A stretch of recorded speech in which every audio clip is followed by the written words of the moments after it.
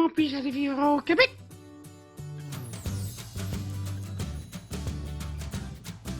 Quand on souhaite immigrer définitivement au Québec, il ne suffit pas de prendre un avion, de trouver un emploi et un logement pour s'y installer. Un peu trop facile. Si vous souhaitez vivre définitivement au Canada et en l'occurrence au Québec, vous devez préalablement obtenir un visa de résident permanent. Pour cela, rien de plus simple. Il vous suffit de verser très simplement sur le compte. Alors pour toi, aujourd'hui, je te donne 10 étapes pour obtenir ton visa de résident permanent. N'hésite pas, si ce n'est pas déjà fait, de t'abonner à la chaîne. Les avantages pour t'abonner à cette chaîne, comme dit le pirate, c'est gratuit, tu ne payes pas et tu n'as pas besoin d'argent.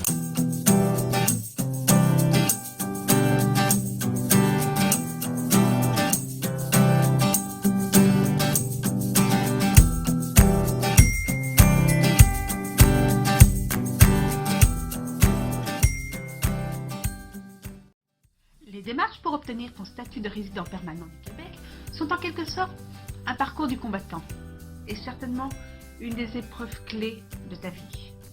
Il faudra t'armer de patience parce que ça peut prendre un long moment.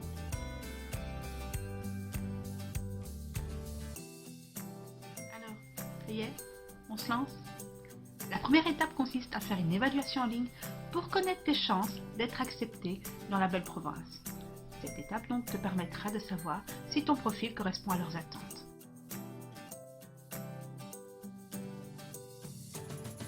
Maintenant, tu dois introduire ta demande de sélection du Québec, ce qui signifie que tu dois correspondre à leurs attentes et donc être présélectionné par cette province. Cette demande est à effectuer en ligne via la plateforme Mon Projet Québec et est à renvoyer auprès du ministère de l'Inclusion et de la Diversité. Il contient plusieurs formulaires complètement nécessaires pour prouver ton expérience, tes compétences scolaires, donc ta formation, et également tes compétences linguistiques.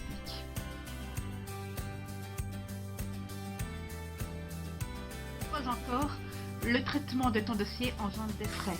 Ces frais varient en fonction de la composition de ta famille.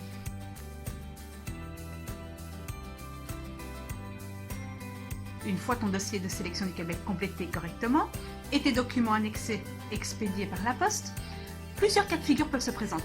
La première, c'est que tu reçois une invitation à une séance d'information. Eureka, cela signifie que tu es accepté par le Québec. Une deuxième situation peut se produire. Tu es à ce moment-là convoqué à une entrevue par le service d'immigration.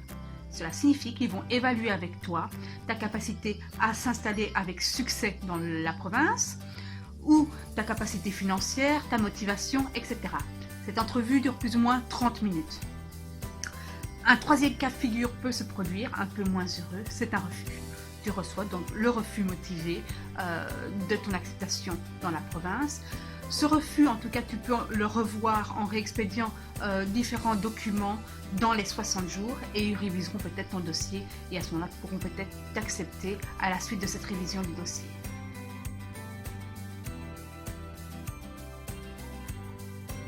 Par le Québec, tu reçois donc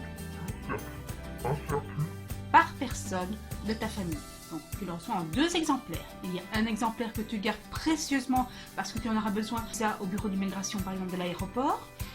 L'autre exemplaire, tu le renvoies au niveau du fédéral pour ton dossier, donc pour ta demande au fédéral.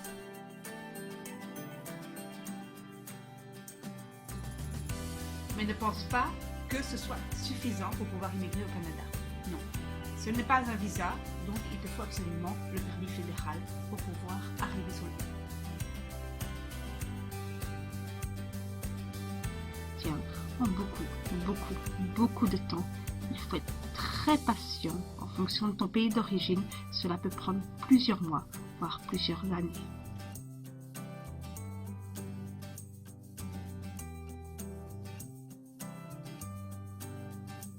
Comme je te l'ai expliqué, ce parcours va prendre un certain temps. Au bout de ce parcours, quand tu auras obtenu ton permis et ton visa, Eureka, tu pourras prendre ton vol à destination de ta nouvelle vie. Un tout petit détail à faire avant de décoller, c'est de faire une autorisation de voyage. Depuis le 15 mars 2016, le Canada oblige tout voyageur ne disposant pas d'un visa à faire une demande de voyage. Donc c'est un document qui s'appelle le AVE. Donc pense-y à faire ta demande d'AVE avant de te rendre à l'aéroport.